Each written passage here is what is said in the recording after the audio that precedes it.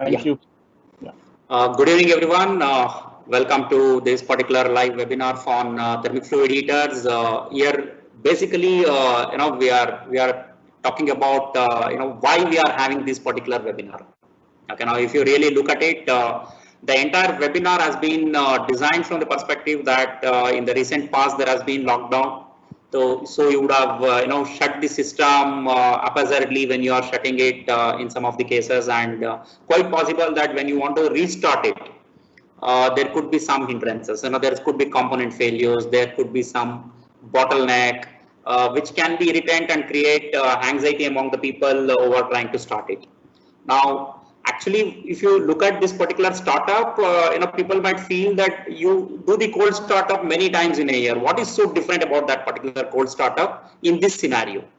Just to bring you into the perspective, the change is that when you do a cold startup, it is a planned shutdown.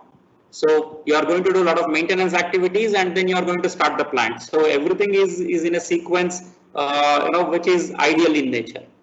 But since you would have shut it down because of lockdown in an urgency, there are possibility that there is no maintenance actually. You don't plan for the maintenance, and ideal startup may not happen.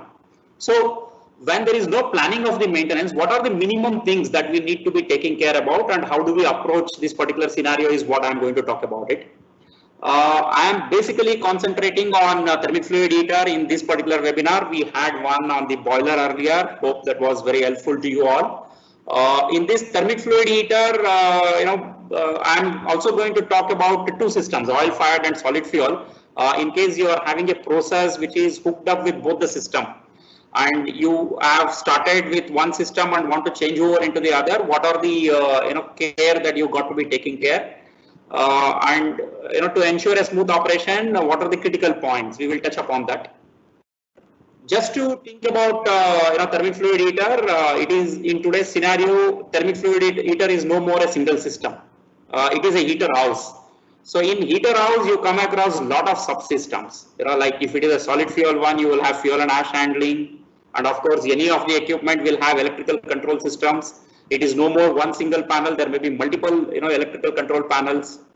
If it is solid fuel, there can be various kinds of combustor like FBZ, fixed grade, bubbling bed, traveling grade, pulsating grade. Many kind of combustors could be there.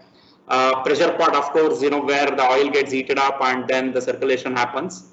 There will be pollution control and heat distribution equipment. So what we are basically going to do is each of these items we are going to touch upon and see what are the minimum care that you got to be taking, before starting it. The most important thing is electricals. Electrical forms the backbone of any system. When you would have haphazardly, shut it, there can be a possibility that over a period of 1.5 months, when the shutdown was there could be condensation in the panel. Okay, now many of the solid fuel will have AC control rooms. You would have stopped the AC into it, and there can be condensation in the panel. The most important thing would be to do is to suck out any dust that is there. So I would suggest the ideal thing to do is to vacuum all the dust, and also blow away the condensation with a blower. Don't use compressed air as such. Compressed air by itself can have moisture which is not good for the electronic components that may be there inside the panel. Do not blow high pressure air. Use a hand blower and blow away the entire condensation. That's most important thing. In some of the cases, if you are having a big motors, there can be condensation within the motors also. Okay, because it is shut for a longer time. The simplest thing to do is to do an Megger test on the motor to identify whether there is a condensation or not.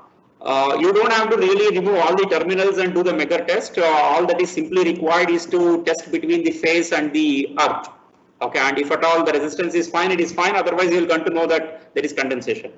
In any case, you don't have to remove any terminal unless your motor is connected with a VFD. If you are having a VFD, then you got to just remove the terminals at the panel end and then do the Megger test on the motor itself. So that will show you if at all there is a condensation. If there is a condensation, take care about it. You may have to remove the motor and heat up the internal windings by putting a light or so. So that care can be taken. And beyond this, it's pertinent to check that all the cabling and terminals are properly tightened and there are no issues. Since it is shut for a longer time, what I would suggest you to do is to start by doing a single phase testing. What is single phase testing? It's basically you switch off all your MCBs, MPCBs, whatever is there, which is a three-phase supply, and run the system the way it has to operate by giving only a single phase supply. Just keep the control MCB on and run the rest of the contactors. So when the contactors energize and de-energize, okay, you will be able to see if at all there is chattering of the contactor. Now, if there is chattering, then you got to be taking care about that contactor. Maybe deep cleaning is required. Look at why it is chattering. If required, you may have to dismantle it and clean up only those contactors which is actually chattering. Okay, do not use a chattering contactor for a regular operation. You may land up in trouble when actually the heater is running. So beyond this, what happens, since you are already on a single phase testing and you are looking at the contactors, you will look at the control logic, whether the ID fan is starting first. If ID fan starts only, then the FD starts. If ID fan trips, then the FD will trip. This kind of a control check, anyway, you can do it, just a matter of 15-20 minutes of check. I would suggest you to do that. Any boiler operator will know what is the logic of operation and see whether it is failing or not. Generally, nothing will go wrong on the logic. It's just a matter of test. And then once you take care of the electricals, what is more important is to look at the control and instrumentation. Okay, now if you take a steam boiler, there may be a lot of instruments on the steam boiler, but unlike on a heater, you will have only very few different kinds of instrument. What comes to my mind is basically the temperature sensor, temperature controllers, the level switches, and at the max you may have a transmitter like a draft transmitter or a flow transmitter in case a flow meter is installed on your system. These are the things. Generally, there will be no condensate pots as such on the thermic fluid. In case it is being provided by the manufacturer, I would suggest fill the condensate pot with cold thermic fluid. Ensure that there is no hair locks or anything of that sort, so that the readings will be appropriate. In case there is any leakages, attend the leakages. Needless to say that leakages will have to be plugged in order to give the right reading. Otherwise, it would not. What is more important is simulate the safety trips. For example, if you have a limit switch and if thermic fluid level is low, then actually the entire boiler should, the heater should trip. Simulate these safety trips without running the entire system on a single phase testing itself, so that you are ensuring that every instrument is working appropriately. And then getting into next set of equipments in the heater house, I think fans and pumps are the next largest or next equipments which will be large in number. When you are starting any of the fans, it's very simple. With a hand movement, rotate it and see there is free movement of the impeller. On the fans, especially which is handling flue gas, where there can be dusty flue gas coming onto the fan impellers, there can be a possibility that there is good amount of coating on the impeller. Okay, now generally if there is a coating, then it can lead to imbalance of the impeller. Since you have the time now, the fan is in cold condition, this is the right time for you to open up the manual of the fan, basically the induced draft fan, ID fan that is there, and clean up the impeller with a wire brush or an emery paper or anything and remove the dust, whatever is there on that. It's a good opportunity, please do that. Plumber blocks could be there. If it is belt driven, like what you are seeing in the picture over here. On the plumber blocks, greasing is the most important thing. I would suggest remove the plumber block, open the plumber block, remove all the old grease and put the new grease. Ensure that you are putting grease only in one half of the plumber block and the other half is empty.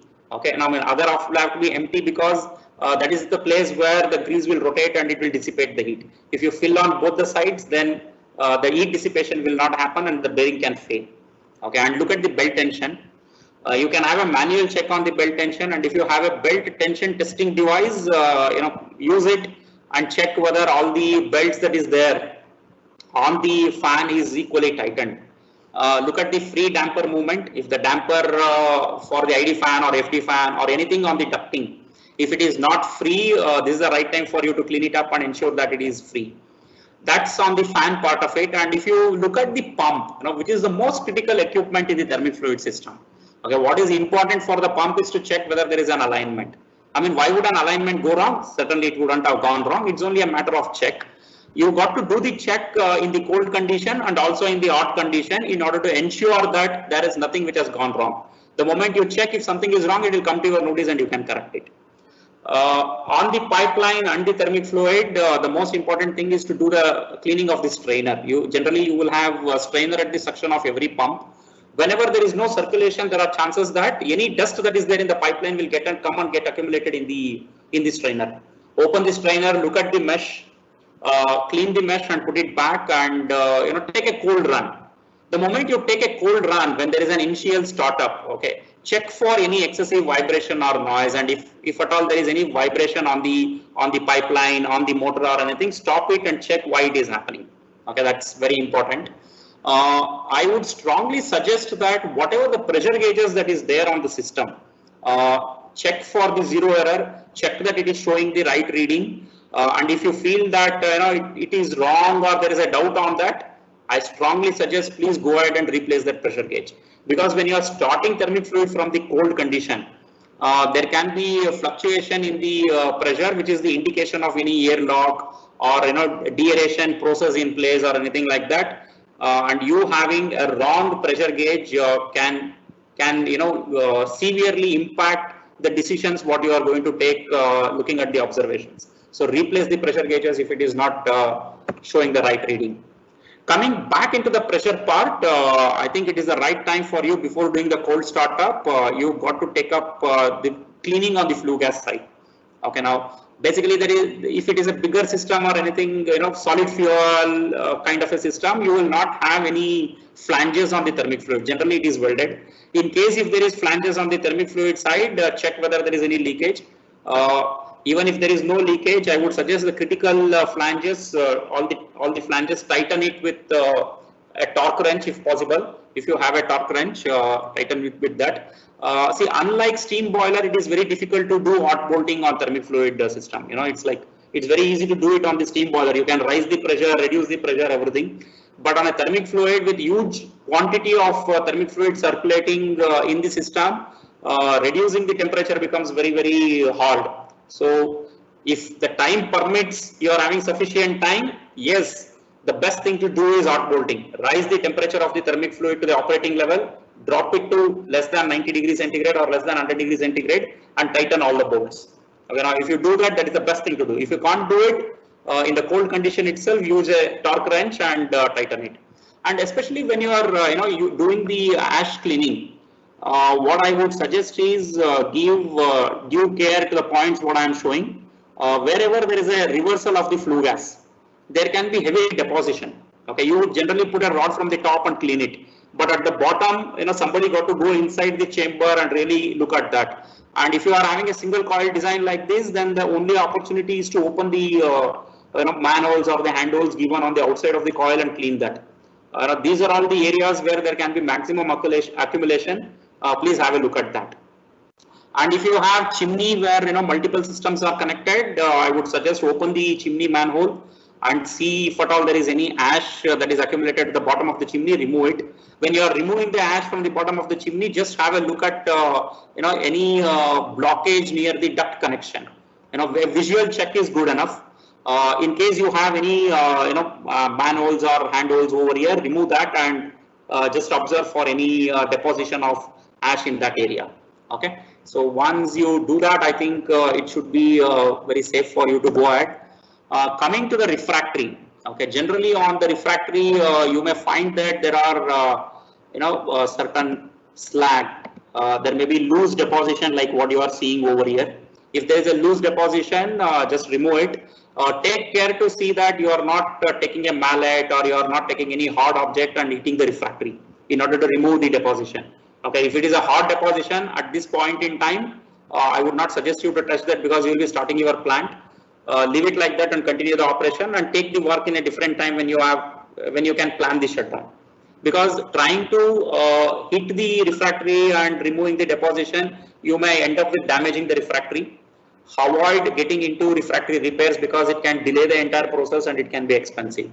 And in case you are doing any small repairs, okay, I would strongly suggest you to keep note of the expansion cracks or expansion gaps as such, which would have been provided during the construction of refractory. Now, as you can see, there are certain gaps here. Now, these are mandatory gaps, which would have been given at the time of construction. Okay, now if there is expansion gaps like this, do not block that when you are doing repair. Coming into the combustor, you may have various kinds of combustor. If you are using an oil-fired unit, then it's very simple. All that you got to take care is to look at the nozzle. If you are having furnace oil or diesel-fired systems, not the gas-fired, if it is oil-fired system, you may have fuel oil pumps. So fuel oil pumps, basically you got to do the same thing which you did for the circulating pump earlier for the thermic fluid. Look at whether the coupling is moving freely, and if the alignment is there and you are ready to go. If there is a fuel, I would strongly suggest you will have filters at the suction of the pump. Remove the airlock from there and ensure pump is not getting into any cavitation or anything of that sort. Okay. Most important in the burner, as I specifically mentioned for the thermic fluid, here also it is the pressure gauges. Okay, now if you have any doubt on the pressure gauge, please replace the pressure gauge. Especially when you are doing the cold starting. During these times, it may be hard for you to get an expert support. And if you are calling any service engineer and asking them what to do about it, the first thing they are going to ask you is about what is the pressure profile of the burner. And if the pressure profiles what you are indicating is wrong, the whole analysis goes wrong and they will guide you in a wrong way. So take care to replace the pressure gauges. Don't use anything where you have a doubt as far as pressure gauges is concerned. Very, very important. On the FBC part of it, if remove all the bed material, if you have just left it like that before the shutdown, clean every nozzle. Okay, now because if you have left the bed material, there can be small clinker in that. Don't try to start with the same bed material. Clean the nozzles. Clean the venturi. If there is an underbed, generally thermic fluid will not have underbed, but there can be systems with thermosiphon design where there can be underbed usage. But if there is anything like that, clean the venturi. Screw feeders is there, then look at the gearbox, look at the oil level in the gearbox. If you are having bearings, generally the bearings on the screw feeder is completely closed. It's sealed bearings. If it is open bearings, try to grease it, try to put oil into it. And if you are having traveling or reciprocating, great. The most important thing to be done is to do the greasing of the bearing blocks. Okay, now bearing blocks are the most essential part. You will have to really look at it whether there is appropriate relative motion between the moving and the non-moving ends of the bearing, and see if the proper greasing is required. Do that. If you have any grate bars which is damaged or anything, please replace it. Generally, on the hydraulic system, there is nothing much to be done. If it's actually pretty reliable in that sense. Only in case you have any failed pressure gauge or anything like that, replace it. Otherwise, nothing else to be done on the hydraulic system as such. If you are having any kind of an heater, there will of course be a fuel handling system. Now, if it is oil-fired system, then it is simple pumps and valves. Just take care of the pumps and valves, as I said earlier: free rotation, alignment, and airlock. If you are having a valve, then look at the leakages and tighten. If at all there is a leakages, replace the gasket. If it is solid fuel, again, now the system may have plumber blocks, belt-driven vibratory screens, all these things. So wherever there is a plumber block, replace the greasing in that. Check the belts. If you have belt conveyor, look at the rollers. Observe the rollers. If any of the rollers are not moving, just grease it or clean it with a CCL4 and ensure there is a smooth running. Okay. That's on the part of the fuel handling. If you get into ash handling part of it, generally you will come across rotary airlock valves. If you are having a solid fuel, on the oil fired there is nothing much. If you are solid fuel, airlock valves. On the airlock valve, or RAVs as what we call it, if there is a gearbox, look at the oil level. If it is having a chain drive, look at the alignment of the chain. There is one more thing which you can do, which is basically adjusting the air gap between the rotor and the body. The air gap will have to be about 1.5 mm. If it is more than that, you can adjust it. If you have the right feeler gauge and all these things, you can try doing that if there is an adjustable thing. If it is not there, don't bother about it. Use it the way you were using earlier, and see if at all there is going to be a very heavy leakage, and then only take a call. Okay, don't go and try if you don't have the right skill set and the people available to adjust the gap between the rotor and the body. If it is a dense phase conveyor, you will have exclusive electrical panels. Follow the process what I said earlier for the electrical panels. Remove condensation, do the testing, and take a cold run of any of these ash handling system, be it dense phase conveyor, lean phase conveyor, or a screw feeder, whatever it is. Take a cold run. If it is a lean phase conveyor, then what you have is basically the blower and the venturi. Just clean it up and take care about the fans, what I said earlier. Now coming into the operation. Now you got to take due care with respect to the cold startup in case of thermic fluid. If you really look at thermic fluid systems, when you are restarting it, okay, of course your entire oil is already cured and there will not be much of a low boiler, but you can't take it for granted. So when you are restarting it, slowly rise the temperature, especially once it crosses 95 degree and goes to 105 degrees. You've got to be very careful, because this is the time where if there is any water in the thermic fluid, that will evaporate, become steam, and it creates havoc in the system. Okay, now if there is any moisture, then it can become steam. So if it is becoming like that, you will see a lot of fluctuation on the pressure gauges. If there is a fluctuation on the pressure gauge, hold on at the same temperature till the time the fluctuation comes down. Okay, this could be one. Second, also keep observing the fluctuations, because you may find that suddenly after some time the fluctuation goes off. Now, if the fluctuation is not because of the heated oil and it is because of some dust that is coming into the strainer, then over a period of time the strainer can fail.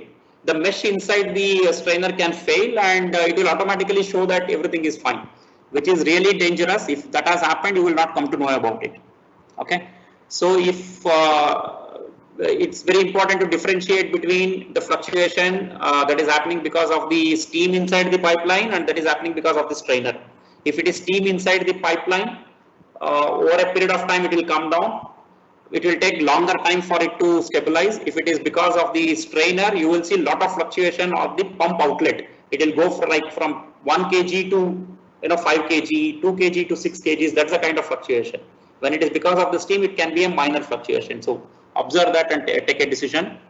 If there is a leak off or vent valve, there is something called as for every isolation valve, manufacturer provides an bypass and a leak off valve in order to keep the dead zones hot. If there is anything like that, keep the leak off valve open. That's the important thing. And going forward, we will look at how the changeover will have to happen between two thermic fluid heaters. Because when you are starting now, it is quite possible your initial loads are less and you will start with the oil fired unit. I am taking an example like that. You will start with the oil fired unit, and then over a period of time, let us say after 2-3 weeks or 1 month later on, you want to change it over into solid fuel. If you are doing some kind of operation like that or changing between the two solid fuel, how and what care we need to take, let us look at that also in the coming slide. Here basically, what I am doing is showing you two systems, one which has oil fired unit and another which has solid fuel unit. Typically here you are seeing there is a separate deaerator and expansion tank for the oil and separate deaerator and expansion tank for the solid fuel. Generally, you will have separate deaerator tank, but the expansion tank will be common, and that is good. That is what is recommended also. In case you are having multiple deaerator and expansion tank, the most important thing to notice is that all the overflow lines of the thermic fluid expansion tank will have to be at the same level. Okay, generally what people do is, they will put the base of the expansion tank at the same level, which is wrong. It's actually the overflow point which has to be at the same level. Okay, that is very, very important. Now, if you look at this entire system, you are seeing that always the oil goes through the deaerator and comes back. Okay, it is not that it is bypassing somewhere in between and circulating within a short loop. That is not good. Be it in the startup or in the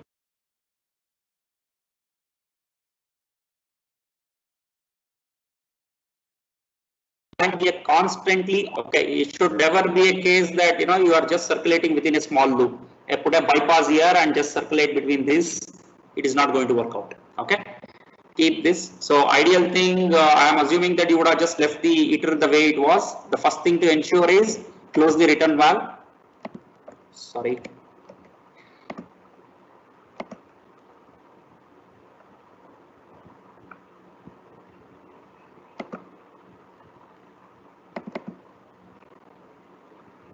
Okay, the first thing to ensure is to close the return valve, close the inlet valve of the heater which you are not going to run, close the bypass valve and start the heater along with the process. This is very, very important. In case you are having a secondary loop or tertiary circuit, anything like that, run the entire system and heat up the oil, majority of the oil in the process along with the thermic fluid heater. Okay, don't try to bypass and start only a small loop and then try to take the process online. Don't do that. So here what I have basically done is to isolate this and run it on the process. Now when it is running on this oil fired unit, if you want to start the solid fuel, in this case you can just simply run it through the bypass, switch on the pump, and you will have your oil fired unit running on the process and solid fuel unit where it is getting heated up. The key thing here to notice is your oil is going to the deaerator tank and coming back. Okay, so it is during the startup, your process is running on oil fired unit, but the solid fuel, your oil is going through the deaerator and coming back, and it is ensuring that even in the cold startup, there is sufficient amount of deaeration that is happening. Okay, now once your system is like this and you want to change over, take the process online, you have solid fuel and oil fired running, all that you got to do is first open the bypass valve. Okay, the moment you open the bypass valve and close the isolation valves of the process, you will have the oil fired unit taken in the bypass line. So your entire process is isolated. Now open your return valve. Whenever you are operating any of the valves, okay, when two systems are connected, the most critical thing to notice is whether the valve on the other system is closed or not. Okay, this is very, very important. Otherwise, there can be short circuit of two deaerator tanks and overflow from the other tanks can happen. So if you are opening any of the valves, ensure the other side is closed. Open the return valve, open the inlet valve. Now you got to notice one thing. If you look at this particular branch, this particular area is a dead zone. There will be cold oil in this. Okay, whenever there is a dead zone like this, ideally manufacturers provide a valve surrounding the big valve. There will be a small valve, a half an inch valve or a 1 inch valve will be provided as a bypass, which is what is called as the leak off valve. So open that and ensure this particular branch is heated up before you slowly go and open the inlet valve. Once you open the inlet valve, then it is online process. The solid fuel is online. You can shut off the oil fired unit. Okay, and then just close the bypass valve and it continues to run. It's a very it seems very simple as such, but if your process is properly designed, you should not have any issues. What are all the typical issues you are going to face? Now, based on few feedbacks from the customers and whatever experience I have, what I find is these are all the areas where you will come across a doubt in your mind. If there is primary and secondary loop like this, now heater is running on this. Okay, now can I start only one branch? Then I take the other branch in a later date. Can I do that? No, you can't do it. Okay, if you are having a primary and secondary loop, when you are starting from the cold condition, ensure the entire process is heated up. Irrespective of whether you are using this process or not, you got to ensure that the whole process is heated up. Once the thermic fluid is heated, only that particular area you can isolate and close. Okay, but don't have a system where there is large chunk of oil is in cold condition and one area where it is in hot condition. Second kind of a problem which you may face is expansion tank overflow. Why expansion tank overflow? Whenever a big system is designed, generally the expansion tanks are designed for taking the expansion in the running condition. When there is a cold startup, the expansion required maybe like 10 kL, 12 kL. It is sometimes not necessary that you go and install a 12 kL tank at a height of 14 meters, 15 meters. It is not required. Okay. So what people do is they take care of the running expansion about 3-4 kL, and remaining they will allow the overflow to happen. And there will be a big tank at the bottom, like 10 kL, 12 kL tank at the bottom, where the overflow will happen and come and get collected. This happens only in cold startup. If there is something like that, you've got to be slowly heating it, and your heat up will have to ensure that as the level reaches, okay, the overflow, what is happening, it has to come down. If you see any overflow in that, then stop heating. Then again, raise the temperature by about 5 degrees, allow the oil to overflow. In small scales, do like this, and then ensure that there is no heavy amount of overflow which is uncontrollable, when the cold startup is happening, which is very important. Sometimes, as I shared, where there is a small leg of the circuit which is not having hot oil, and you mix the hot oil and the cold oil, there can be hammering. That's the phenomena that happens. So as I said, ensure there is a leak off valve and the lines are heated up. There are many questions which people also ask, what is the right temperature for us to do the changeover? My system is running at 260 degrees centigrade. Do I have to reduce the temperature, to 120 degree and do the changeover? Now, believe me, once your temperature is more than 100 degree or 110 degree, it is hot oil. So whether you are doing a changeover of 110 degree oil or changeover of 240 degree oil, the risk is same. It is, sometimes people feel that 240 is more risky than 120. No, it is not like that. The risk is same. The moment it is hot oil as far as human beings are concerned. So if you are following the right process, okay, you can do changeover at 180, 200 degree, 240 degree, it is not going to matter. Okay, what is important is to follow the process. What is important is to ensure that there are no cold oil leaks. There are certain loops where there is cold oil that should not be there. That is important. And sometimes it also happens that, if your system is not connected to the deaerator when it is in bypass mode, okay, then when the oil starts, reducing its temperature, the expansion goes down. In fact, it is the deaerator which is open to the atmosphere, which will not allow the pipelines or the coil to get into vacuum. If it is not connected to the deaerator, if it is completely isolated, then it can get into vacuum. So avoid these scenarios. It should not go into vacuum. You will have problems when you are restarting the unit in a later date. Okay, that is the important thing. I think that touches on everything which I wanted to share today. As I shared in my previous webinar, we are planning to touch upon these particular topics as you see over here. Some of you have given your top preferences also, which we will certainly consider and take up for the future things. That brings us to the end of the session, what I had to share with you. Thank you for listening to me. I hope you would have posted a lot of questions, and let us get into the Q&A session now.